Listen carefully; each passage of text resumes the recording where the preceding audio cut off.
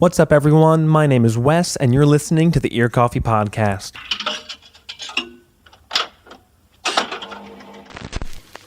For today's episode, we caught up with Drey, a solo artist based out of Minneapolis. They released their debut EP, Peace of Mind, on New Year's Day of 2021, and have since released a new single this past July. We talked about the lengthy yet spontaneous creation process for the EP, the very honest and emotional inspirations behind the songs, the joy of live performance, and a whole lot more. Due to some technical and scheduling difficulties, this podcast was recorded over the course of 2 separate sessions, and we apologize for any jarring conversational shifts or peculiarities. Without any further ado, here's my interview with Drey on the Ear Coffee Podcast. How are you doing? Not bad. It's hot, as usual. And I actually am totally AC-less. Haven't had AC this entire time. Oh, so God. It's just, it's How many box fans do you have, or like upright fans? a few. A few. We've got a ceiling fan and then 2 other smaller box fans. So it's not like we're fanless, at least. At the very least, that would be god awful. I'm pretty good overall. I played my first indoor gig yesterday for the first time in probably however long, year and a half, 2 years. Yeah, where was that at? The Driftwood. Okay. Bar. Yeah, I was trying to find what shows you'd played recently when I was figuring everything out. And I remember the Motel 421, but I was like, I feel like there was more than just one. That was beautiful. I don't think I could have had a better comeback show than that. I love Motel 420. I'm really excited for they've been booking things out the wazoo. I love the people that live in that house. They're all awesome. And I think that venue is really exciting. I don't know. It was one of those things where it started raining that day. And then, they were just kind of we have a porch. We can just use the porch. That's what porches are for, I guess. Yeah. Yeah. It hit full capacity because they, for contact tracing purposes and to get an idea of who comes, they make a Google form for people to fill out in advance and RSVP to their events. And from what it seemed like, everyone still showed up, despite the fact that it was raining. Yeah. And so I got to play in the rain. And I mean, you've heard my stuff and it's very chill. Yeah. So it was beautiful. I was kind of speechless after that show, to be honest. It was really, really good. That's awesome. So we got a little ahead of ourselves there, which is awesome, which is totally great. Don't apologize. So just to kind of get things going, why don't you introduce yourself? Because now we've heard about your first show back and how great that was, but technically people might not know who you are. So just... Yeah, very true. Yeah, just a brief little intro. No, you're good. Just, if you want to do a brief little intro, then we can kind of segue into the bulk of things. My name is Drey, otherwise known as Drey. I use they, them pronouns, and I am a Minneapolis born and bred based artist. And I make, and people ask me what kind of music I make. I tell them it's pretty, I don't know, lo-fi, kind of bedroom chill, there's all these bedroom pop tags that have weird associations, but all of these alternative rock subgenres that people have made up. Yeah, they're so made up.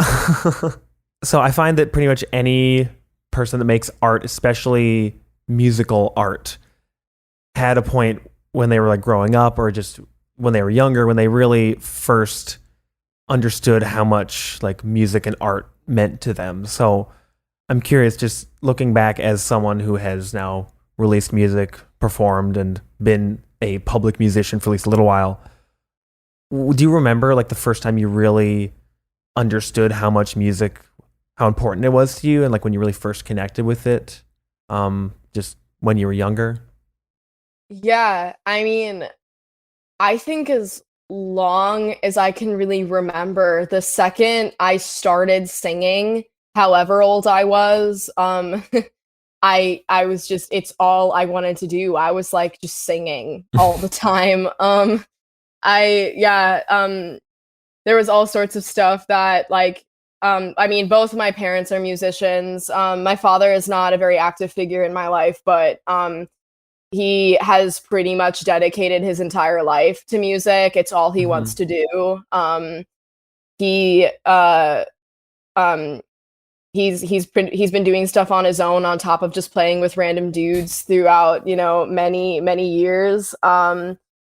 He's really kind of a guitar prodigy. He's like one of the, like, at least when I was still like seeing him enough when I was younger, every time I like saw him play guitar, I was like, oh my God, I want to do that. I was like, he's so good. And my mom, quite literally like my person, keeps me like, has made me like who I am today. And yeah, so, and they were actually in bands together like before I came along. So it's pretty much just been and they were going to rowdy shows. I was being dragged to rowdy shows when I was a kid. Like it was I fell asleep to my mom playing drums in the bands that she was in with other people too. Yeah. Like it's, and yeah, I don't know. I have very vivid memories of us just like being in the car and me. There were like a couple tapes that the second, like when I heard them when I was younger, I just wanted to hear them all the time. Some pretty classic things like ABBA and Fleetwood Mac, Donovan, stuff like that. It was stuff my mom just like played when I was a kid, and I just latched onto it. Yeah. I was like, I just wanted to sing ABBA all the time. I basically, long story short, I feel like I've been, I don't know, I started buying CDs really early on in my life. I've always kind of had like physical formats lying around. Yeah. That's something I was exposed to very early on in my life. Kind of carried forward by the time I was in like junior high and into high school, and I had friends like loaning me stuff too. It just kind of I think it was Paramore is like probably my favorite band in like the entire world. Like I love them very much. And it was a friend of mine in junior high who like lent, I think. It was the first time I had ever gotten to hear it in full. And I just remember being like, oh my God. It blows your mind. Yeah. And then from that point forward, I was just like, I was just actively seeking their stuff out. I think I probably started buying the largest amount of CDs and things on my own by the time I was in like junior high and onward. Yeah. And now I have like a ton of CDs, a ton of vinyl, cassette tapes. I've got like just a giant collection of stuff. Yeah. And so, all of these things I feel like have just like, it's just always been what I've liked and wanted. I've just been important. Like music has just been, it's day one. They've just been milestones as you've gone along. Yeah. On top of just like singing constantly and like learning songs kind of unconsciously, when did you actually start like, I guess, first playing instruments and like, I guess, the guitar and like keys and any other instruments you play? And given how important these, all this music was, when did you actually also start thinking, hey, I can do this myself? I want to write my own songs, or maybe even just thinking about wanting to, because it takes time to get the motivation, Like when did that kind of start entering your awareness? Like you're like, I want to do this too. I can do this myself as well. I started piano lessons when I was in about second grade, okay. I would say. And it was cool because the elementary school that I went to actually had like, I don't know if it was like if they were contracted some way through McPhail or what the deal was, but there were both piano and violin instructors from McPhail that actually physically came to my school, and we had like practice rooms there, and I had like lessons like during school. Like that's how I started. Wow, that's awesome. And then from there, I continued to go to like piano camps through McPhail. I continued to take lessons physically there. You know, they're still downtown to this day. McPhail Center for Music. And after that, I started just seeing a different teacher through about like 10th grade, I think is when I actually stopped taking piano lessons. But it was many years. And yeah, I still play to this day. It definitely paved the way for me, like, to be able to, I feel like, write and be as comfortable with the progressions and synth stuff that I do now. It was definitely a precursor for that, 100%. And I mean, like I said, my mom plays all sorts of like lap steel guitars and dulcimers, and my dad, like I said, is kind of a guitar prodigy in my eyes. And so anytime I was around them playing a lot. And so I think that just made me want to learn too. So guitar was something I kind of just picked up in high school, taught myself, didn't take lessons or anything. And yeah, I like it. But I think guitar is cool. I like that I was able to I like that it's an instrument that you can kind of just pick up and see where it goes. I feel like my comfort lies in piano and getting to just sing with piano though. I think that would make sense. Yeah.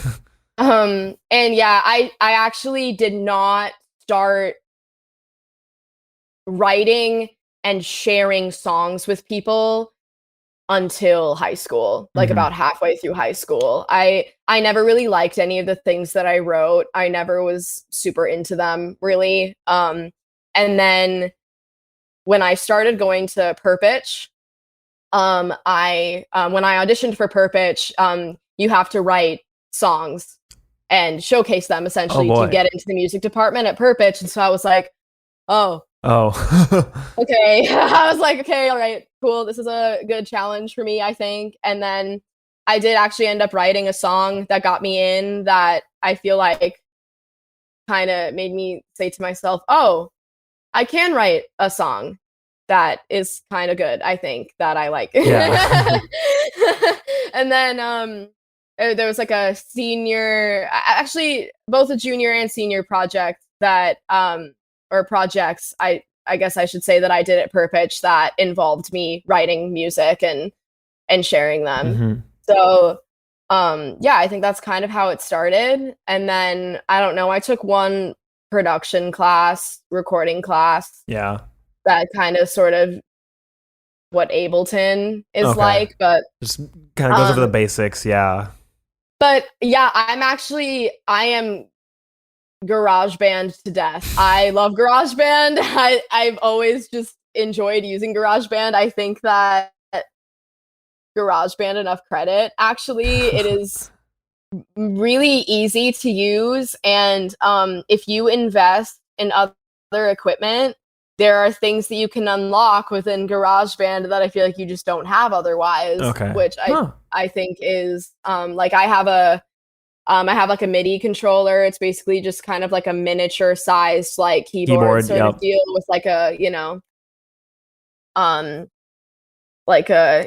a sound pad and things on it.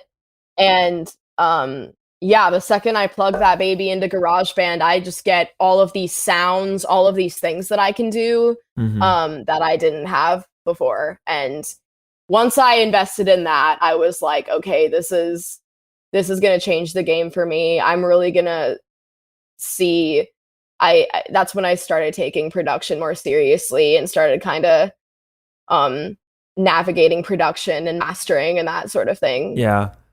Some more, because I was never really well versed in that. I've never really taken any classes or gotten any instruction with that. I've always kind of just gone for it. Just figured it out as it goes along. Yeah.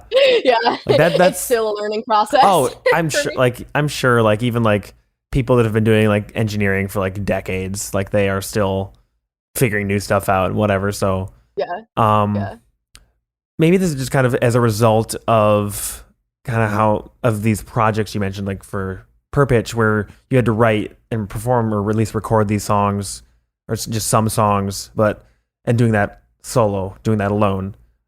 Did that play any part in you deciding to just have this be like your solo project and it's you writing and recording everything versus trying to form or join a band or like do something a little bit more collaborative?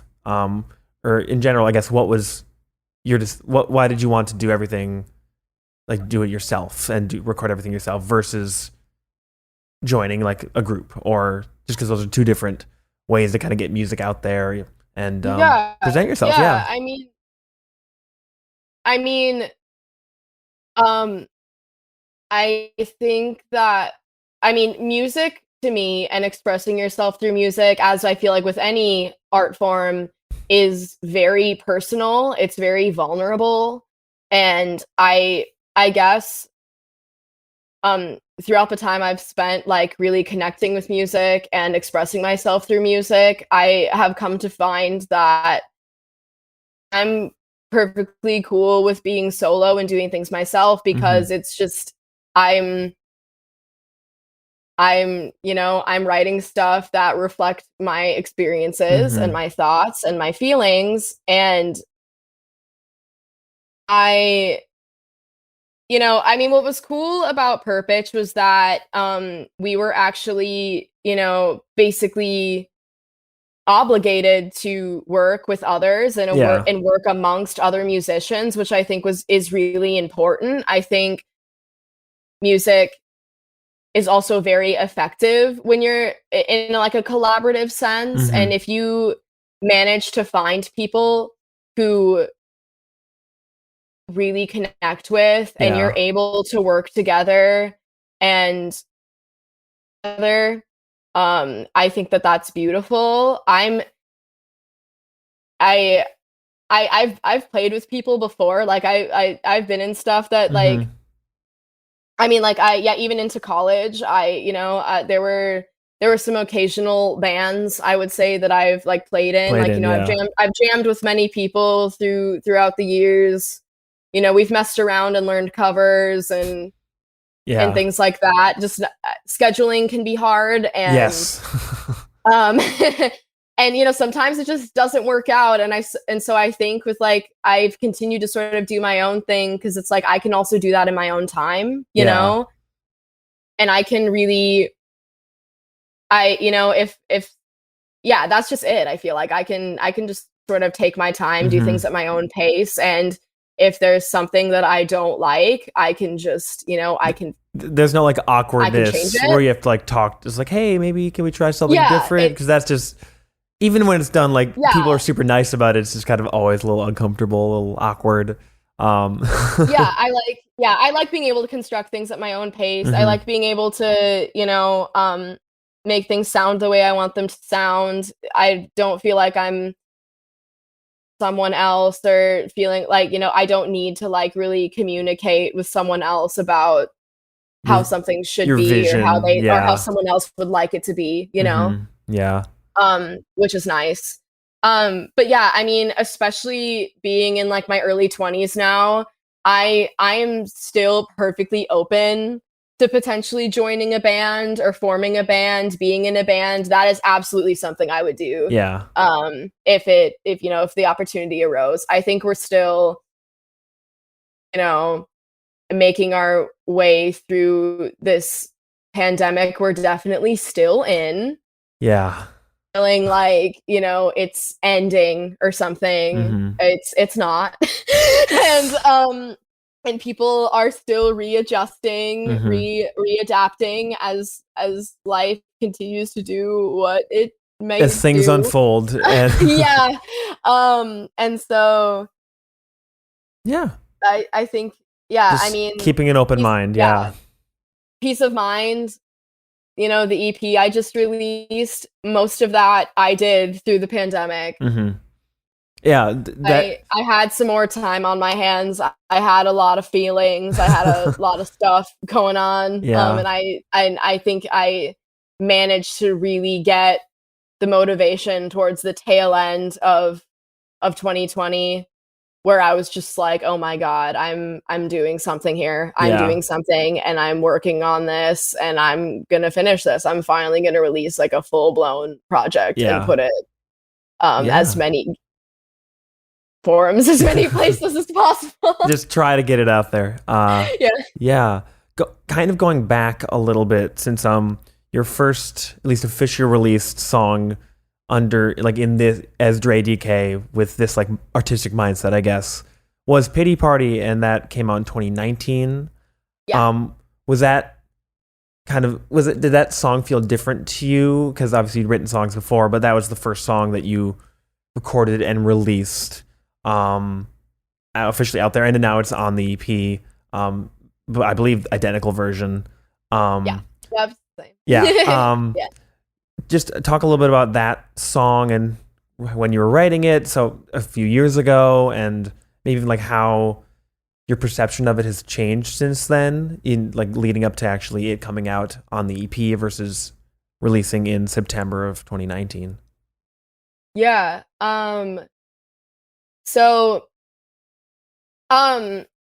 I feel like for a moment I kind of developed a sort of love-hate relationship with Pity Party, just with I think with the amount of time that's passed since I released it. But I feel like as of recent and getting to play again, I've just been reminded of the love that I have for it and how I am of that song. Like I do mean it sincerely when I say that, like, that was Pity Party was one of those songs where I was in a very, very vulnerable place when I started writing it and working on it. I don't remember if it was maybe like cold outside or what. I don't remember when I really started working on it, because before guess refined version that I put across major streaming platforms, I did actually have I finished like a demo version of it that was just a lot less refined, very DIY. I just used very little equipment to complete the demo version of that song, and I had like guitar parts that I even wrote for it, and like all this stuff that I didn't actually end up using in the version I places. In high school, actually, I started recording covers and recording random stuff through GarageBand, and then I basically just started dumping it all onto SoundCloud. Because SoundCloud has always been free and people can just put whatever there, and I honestly I'm so glad that people still use, and that you can still like just kind of just drop whatever, just upload on stuff. I think that's really cool that there's still a platform like that exists.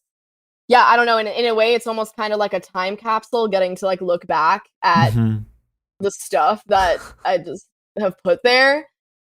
And I don't know, when I finished the demo version of Pity Party, I remember like I really just kind of wanted to get it out at first, if that makes sense. Like it was kind of it was stuff that I was feeling very deeply at the time, thoughts and feelings that I had that were just very real, and I had to get them out. And then, I kind of just messed around with some instrumentation for it. I didn't really know if it was going to go anywhere. It was kind of just, I kind of like, you know, I'm gonna try and like get this out. It was almost like just a diary entry. Yeah. And yeah, it was therapeutic, really. Yeah. It was just like I was quite literally throwing myself a pity party while I was working on that song. Like I was just like, I am so sad, but I'm also like so full of it. Like, what's wrong with me? You know, but at the same time, I was trying to validate myself. You know, I was kind of like, yeah, I'm feeling this, but it's probably, you know, it's not gonna last forever. And yeah, again, it was really just kind of like, I just need to get this out. Yeah. I remember finishing the demo and I just, you know, I threw it on SoundCloud and that was that. And then I found myself just continuing to listen to it. Like, I kept going back to it and being like, wow, I did this. And I'm actually really proud of this. Like, I'm not sure if I've ever written a song that I've liked this much before that's like come from me. Yeah. Like, oh my goodness. And so, yeah, I invested in a MIDI from a recommendation of a friend of mine who also just makes stuff on their own. And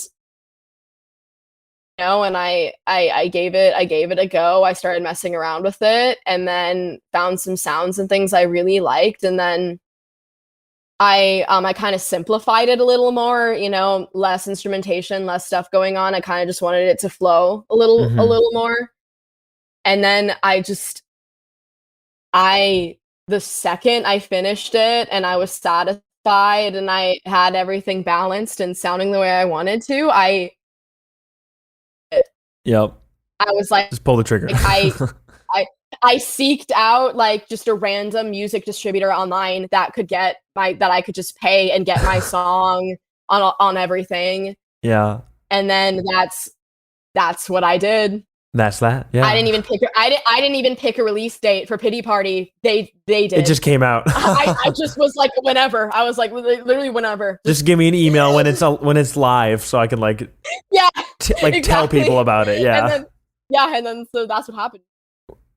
A very fitting end. Yeah. Yeah. I got friend to do a photo shoot with me. They shot a roll of film with me, and that's like the cover art that I have for the single. It's from this random shoot that we did. We actually went over to this neighborhood of Minneapolis that I lived in for like 14 years of my life. I lived over in Whittier for like the longest time. Kind of glad I'm not there now because it has literally transformed into a completely different place. Thank you, gentrification. Which is really eerie to think about. But yeah, we went to that freaking balloon store. That's like, I believe it's on Lindale. Okay. And I don't know exactly which cross street. But I've been going there since I was a kid. We bought some random balloons. And then we just went on a random photo shoot. We walked around. Spur of the moment with your balloons. Yeah. Yeah, and then we got some pretty cool shots out of it, and that's that. You know, I was like, all right, this one for the cover. All right, this one goes. Yeah.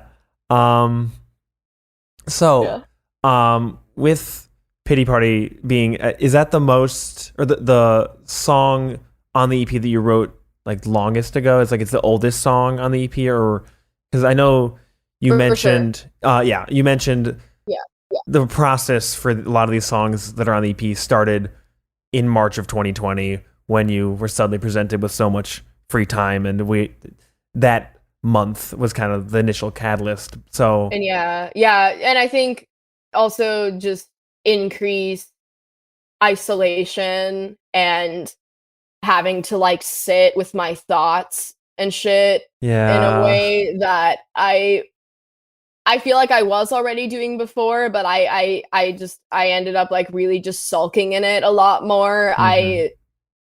um pretty much the biggest part of my life up to that point, that has been a part of my life for years too, is going to other people's shows and just experiencing live music pretty much on a regular basis. Yeah. Anything that's not like any time that wasn't like me at work or in class was basically just me at a fucking show. Yeah. You know? And that had just, all of that had just been completely out of nowhere, just obliterated. Yeah. Wiped out. Yep.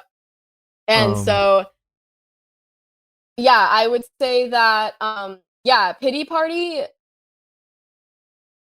I think it actually might have been fine if I had just kept it on a single, but I threw it onto the EP because I think that it still works. I think it like fits in with the other songs just fine.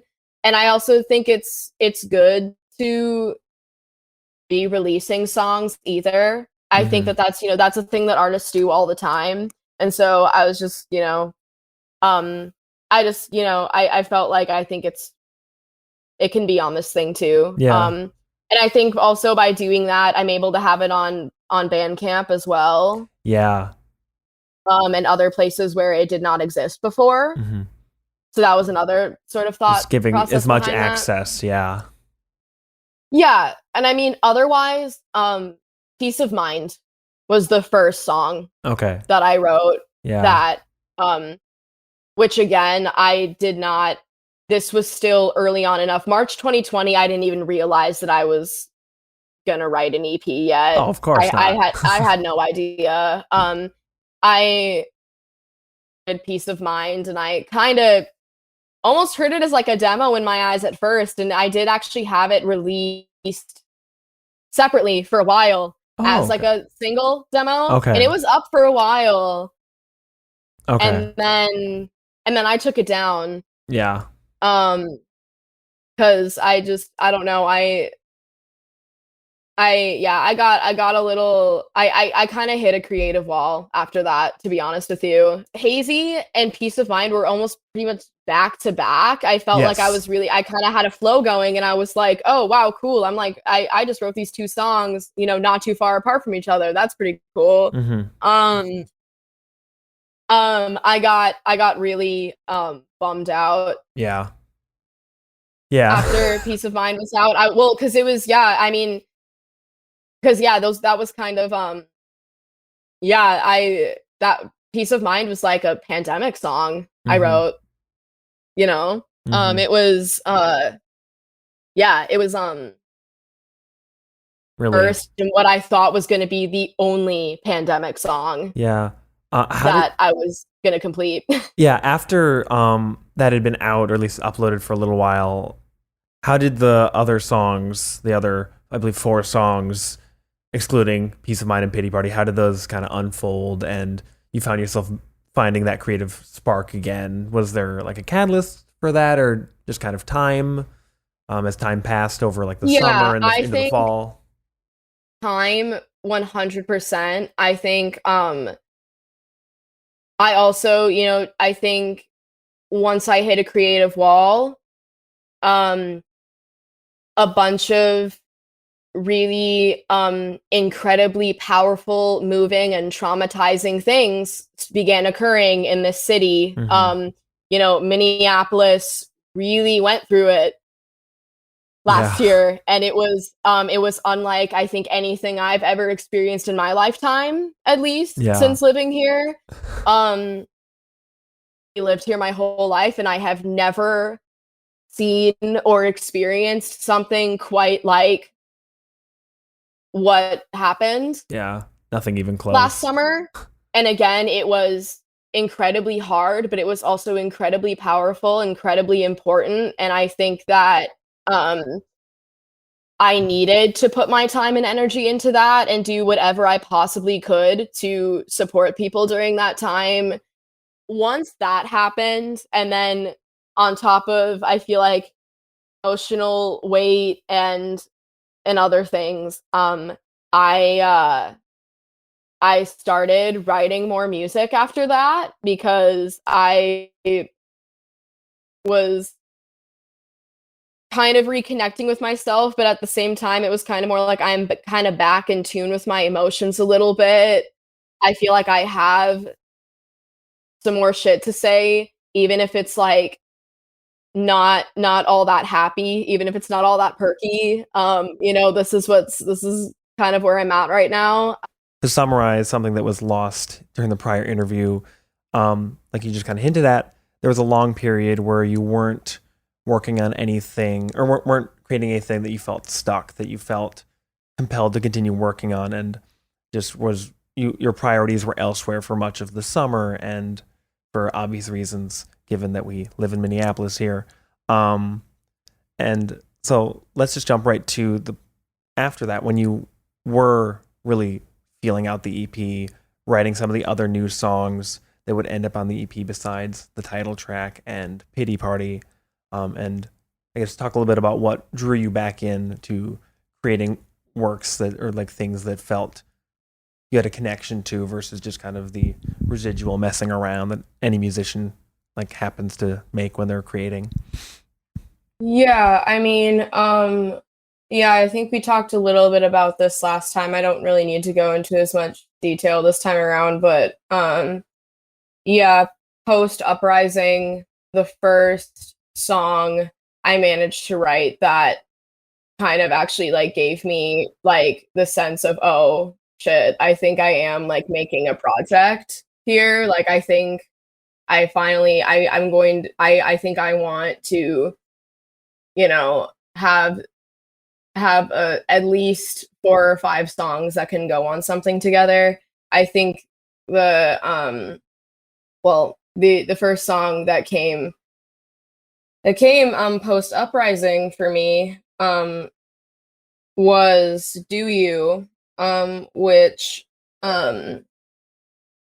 I wrote within quite literally 24 hours, I think. Wrote and recorded the whole thing within like probably like basically like maybe almost 2 days if we're being generous, but it was very quick. I spent an entire day just getting that song out. I was a mess. I was like incredibly distraught, very sad, super heartbroken over this long distance relationship that I couldn't handle anymore.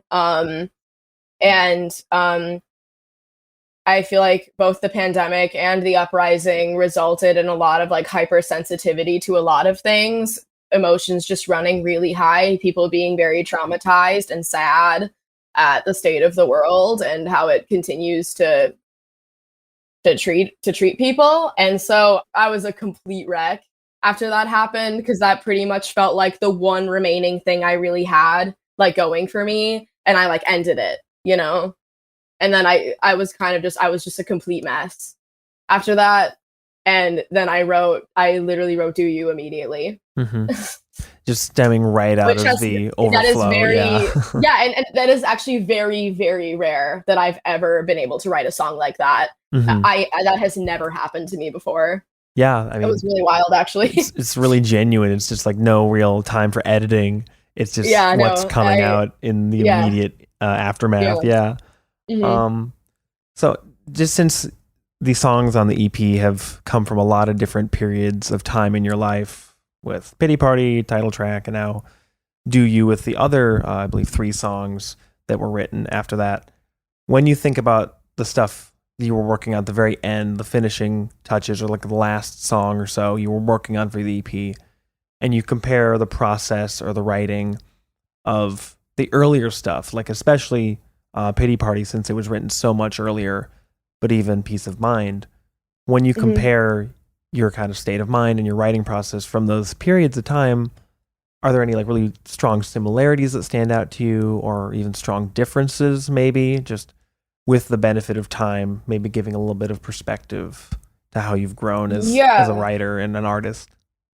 Yeah, absolutely. I think there are certainly both similarities and differences between everything I've sort of managed to write and release since 2019 or so.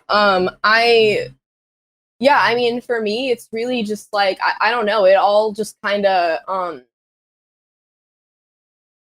mean, it's all just a reflection of my growth, I suppose, you know, it's all just, yeah, it is absolutely all just, representative of the growth that I continue to experience in my young adult life, the experiences that I'm having, how I'm able to process emotions, that has changed drastically even in the past couple of years. I used to just be like, I know that I'm an extremely like sensitive person and I feel a lot of things, and I can be really really intense about it, and I've come to find with time that I think I have been able to um sort of set better boundaries with myself, but also um try and be careful and wary of how I react to things and how I feel things and what I might say about it in the moment or the decisions that I'll make. Obviously I don't nobody's perfect by any means, but yeah, I don't know, it's ongoing work for me. And I guess it's still not even really all that easy for me to talk about even. Um, but yeah, I don't know. I'm trying my best. No, I think that I'm working on it. Yeah, all the time. It's a continuous process, exactly. And I think that the music that I make actually really helps remind me of that actually. Yeah. And I think it also really helps me sort of uh conclude and reflect when I reach those points of realization as well, or reach those kind of emotional milestones in my life. Yeah. I think my music really helps. Yeah, like it provides like a snapshot of a time, and you can kind of see the contrast now and reflect on that and think about that. Yeah. So when the idea of an EP started formulating more cohesively and you started thinking of like a track list or just what songs you were working on that you thought might fit together, did that affect your process as you were finishing up the songs that you think still needed work and as you were finalizing everything? Or was it a little bit more natural where you kind of just found yourself making an EP and you realized it almost after the fact? Yeah, the idea of me making an EP was very impulsive. Like by the time I had finished Do You and I had been like experiencing like just how upset and like broken I felt, that the fact that I was able to write and record an entire song within a day, I was like, oh, wow. I was like, okay, I didn't realize I was capable of that. Okay. Like, okay. I mean, it was, I did manage from, I feel like that song and just the kind of the way that it was brought about and how much I felt like I poured into it, that I had gained this motivation to keep going and to like make some other things and I don't know, kind of catalyze, you know, combine them, put them on one sort of cohesive thing.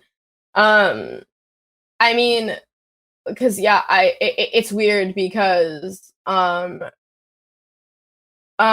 know I don't think I've talked about the Sorry songs too much, but that's kind of because um um those very much came very naturally, I think. Those were like quite literally, I just had come up with some progressions that I was really feeling. I didn't really know what I was going to put over them, but I just kind of I feel like the intro probably came first. Yeah, the intro totally came first because I kind of had just like solidified this progression. And I also just, since I had never really made an EP before and hadn't really, at least hadn't like taken it as seriously as I felt like I was when I was working on these songs, that kind of actually inspired what I had to say in the Sorry tracks, because I was kind of like, does anyone even want to hear this shit? You know, I was like, hold on. I was kind of like, yo, like, what if, like, literally, what if like no one even like cares about this? Like like I could put this out there, sure, and be like, yeah, I did this thing, but I also would like other people to take it in. I don't know, give it a shot, give it a listen, and with that too, I think came with me also just invalidating myself, which I think a lot of us are really good at doing to ourselves. Yeah.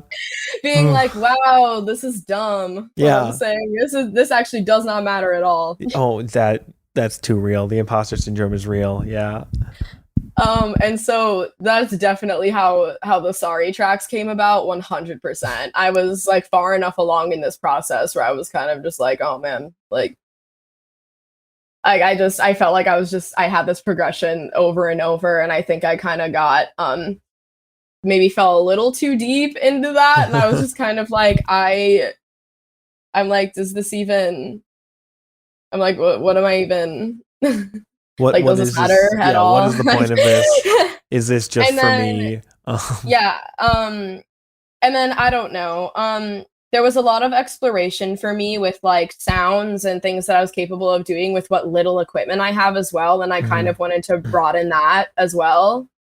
And that was so like when I kind of decided that I was going to do a reprise of Sorry and kind of like spin it into something else, that's where a lot of that comes in. I had never really done like an arpeggiation of like chords like that before. Like that's why it's quite different sonically in terms of the synth stuff that's going on in that song from pretty much any of my other songs. And that was because I was trying to like try some new things and kind step of out of your comfort zone. Sonically what else I could do with my stuff that I have. And Sense of Selfish was very similar in its process, actually. I feel like to Peace of Mind, where I came up with some melodies I really liked and then managed to find lyrics with time with that one too. And I had kind of like I kind of had a feeling what I wanted to say too. It was very much like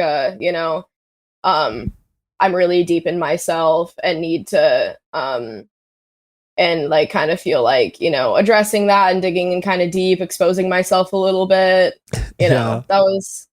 And so again, it all ties together in the end of coming back to that same like we're just thinking a lot. Just very there's a lot of time to kind of feel your own emotions and be more aware of them. Really get in touch with all of that. Which is, and we all need that more across the board. With your most recent song, Worry, which came out just a few weeks ago as of recording on the 23rd of July. Since it's your first single after a more contained work with the EP, is it something that you've written more recently or an older thing that you revisited? And what led you to want to release it just as a single? Kind of just there's always a little bit of pressure on a first single or first release after putting out like an EP or an album. So that kind of must have affected your mindset for that. Yeah, I mean, so Worry is definitely a song that when I first started working on it, I wasn't sure if I was going to release it. It was something I started working on because I started to sort of feel I was feeling like creative and inspired again for the first time in a while. Because I was kind of just like, seeing like, post Peace of Mind coming out. I was just kind of like, I don't know. I feel like I don't really need to release anything for a while. I can kind of just take it easy.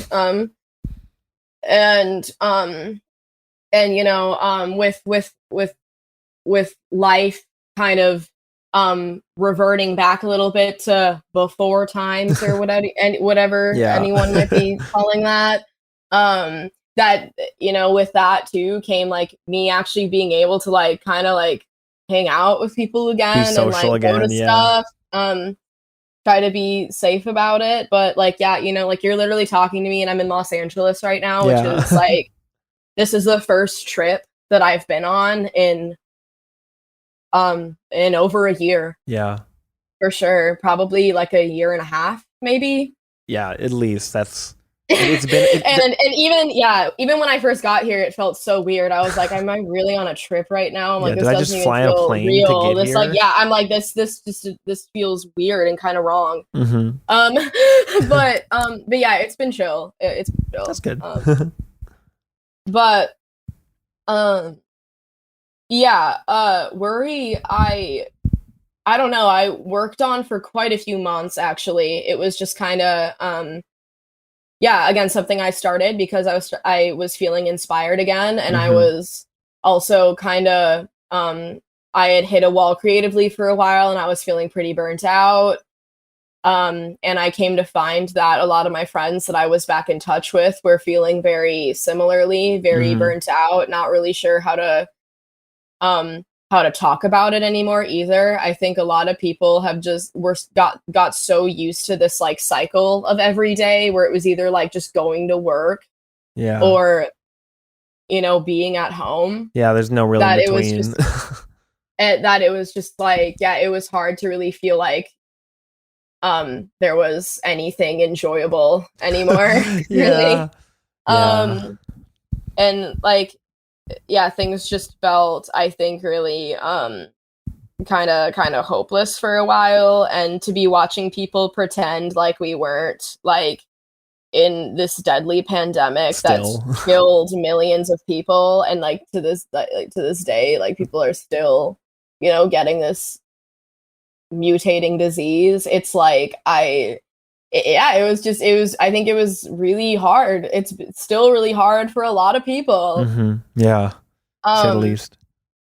And I don't know. I was really stoked to think about doing things again, but I was also like kind of like scared. Anxious, anxious about it, kind of panicked. Like what if I get to do something and then I don't all of a sudden? Like, what if I get to do this one thing and then it gets screwed up for everyone and everything gets canceled bad again? Happens. What if everything just like goes back, like just shuts down again?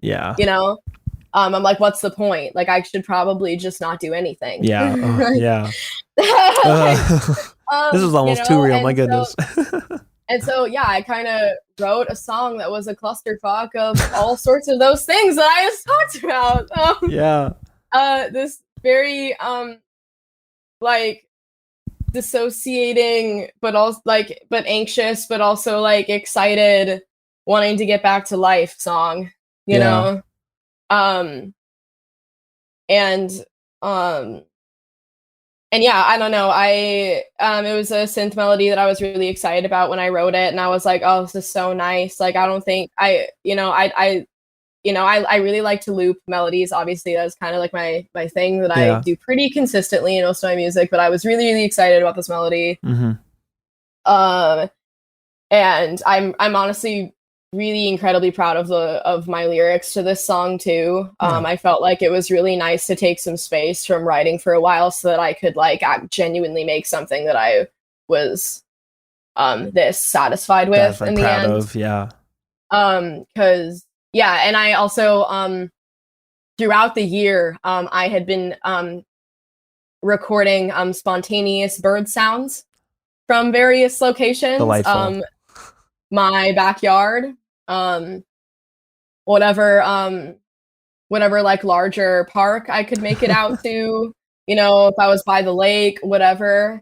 So I was also able to incorporate some of my bird sounds from my backyard because the birds are very, very loud where I live. Have a massive folder of bird recordings. I love that.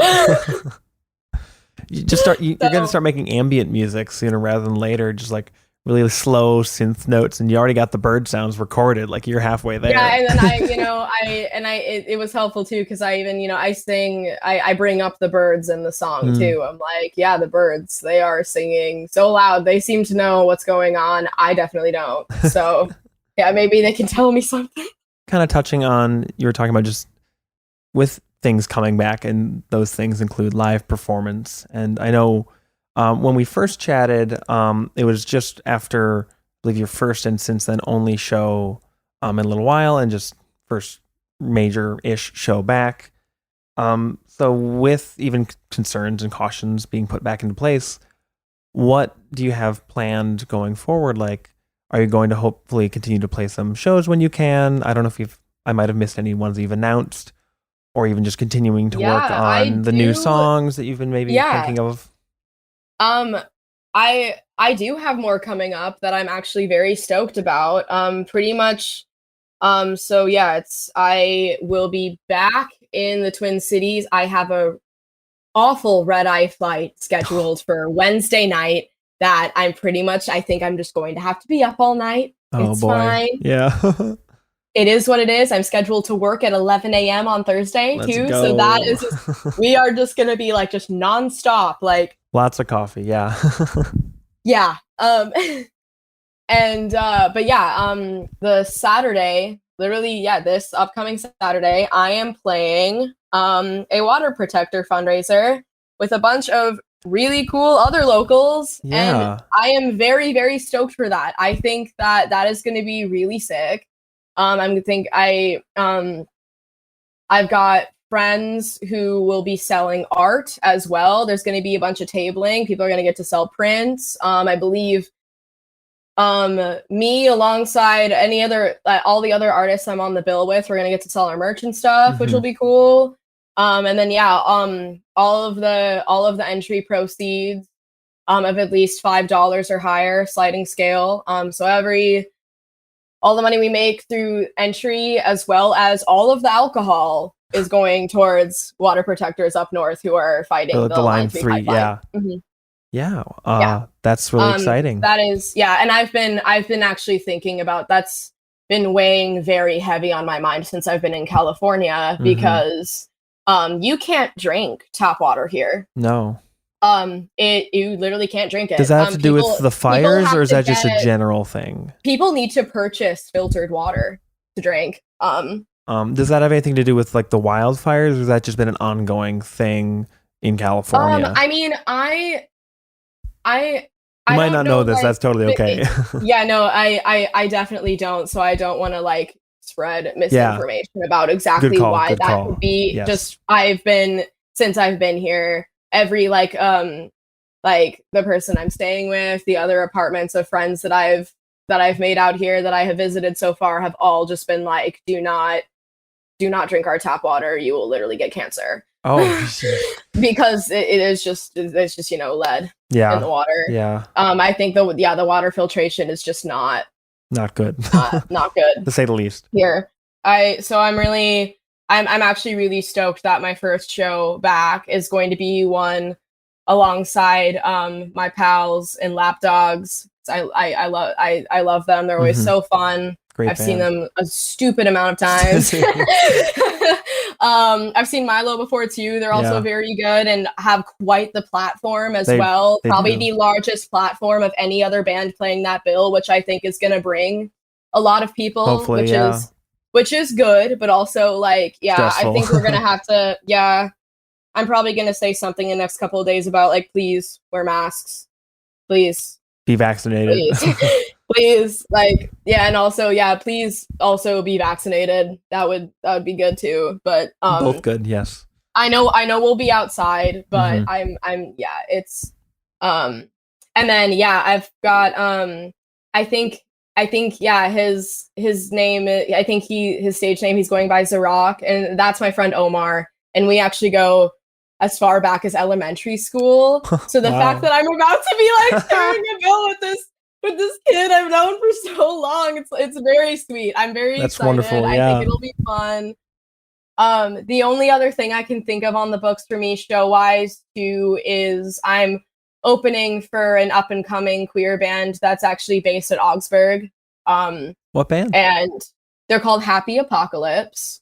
They seem like very sweet people. I'm stoked to finally kind of get to know them and talk to them a little more, because the pandemic has made that not really a thing. Yeah. But I'm opening for them at Acadia on September 2nd, cool. I believe. So we'll Augsburg at least will be back in session by then too. So Get some college poll, yeah.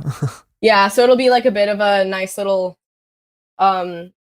in-person college reunion, you know, outside of school, I think, but also pretty close by, so students can come if they want. I think it'll be fun. Hopefully.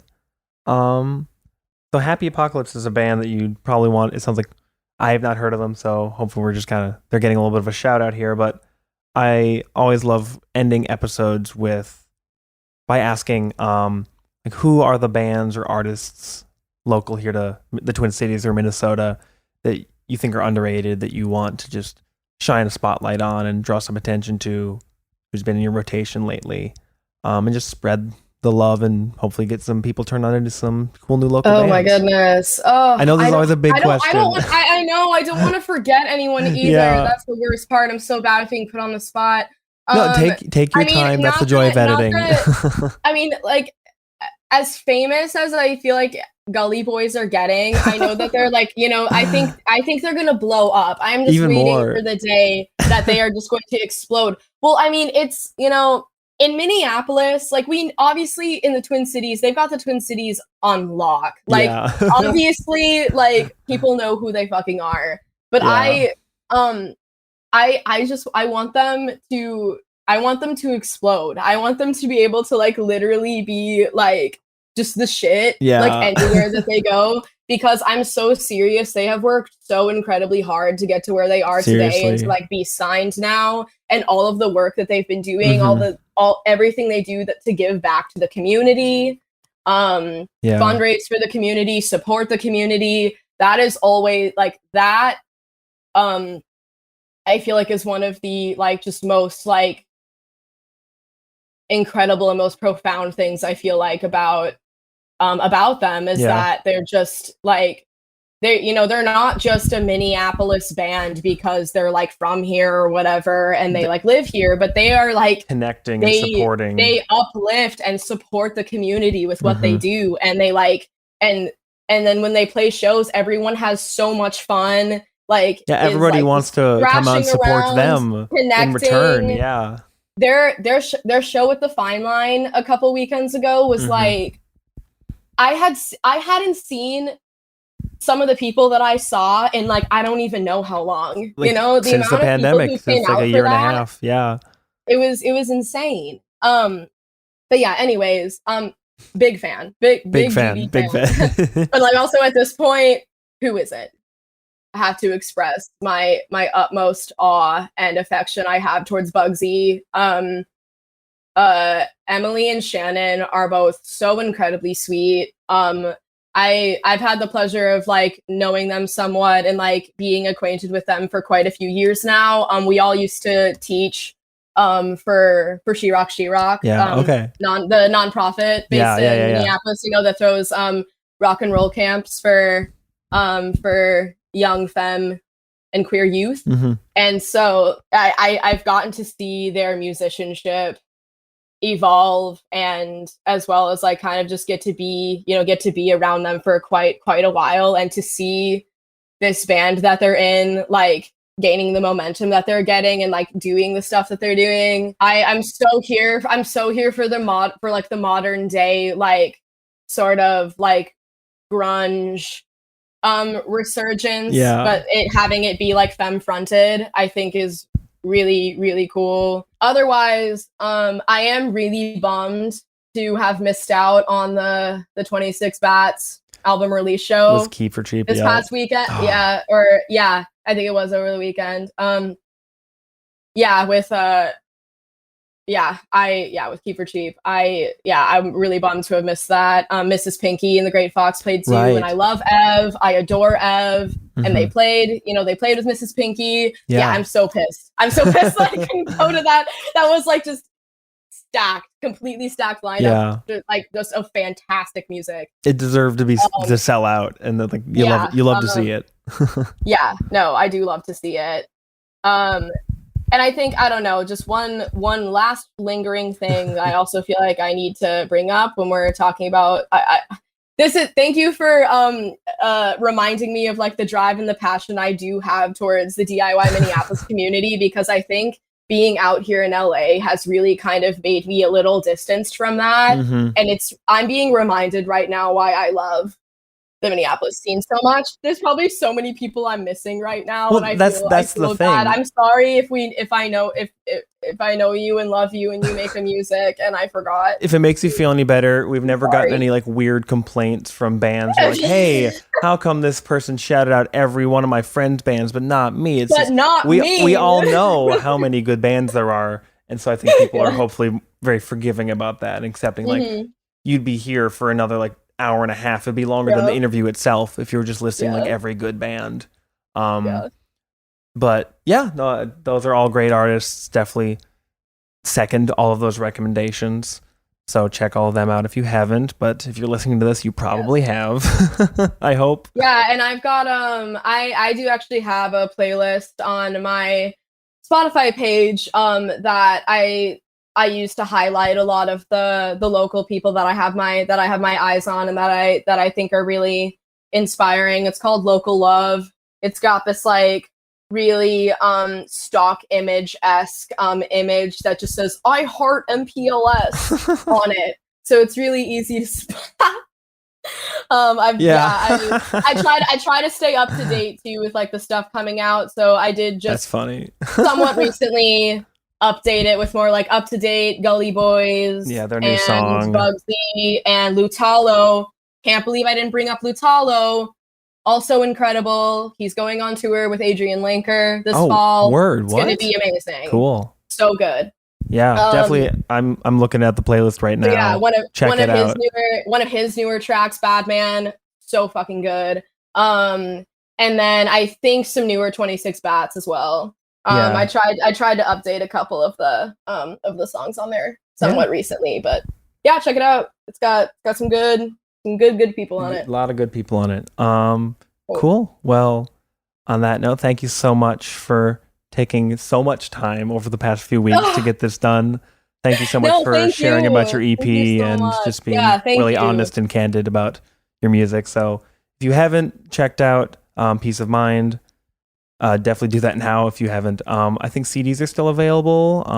Yes. Yeah, if you're into physical media, we love physical media. So definitely check out music. Do you just want to plug your socials really quick as we're wrapping up? So people can keep track of the shows and potential new music, whenever that may be. Pretty much the only social media platform I really use is Instagram, and you can find me at drey.d.k, so drey.d.k. Otherwise, on my profile, you can find a link tree that should lead you to every major platform I'm on, including my Bandcamp and my SoundCloud profile. Otherwise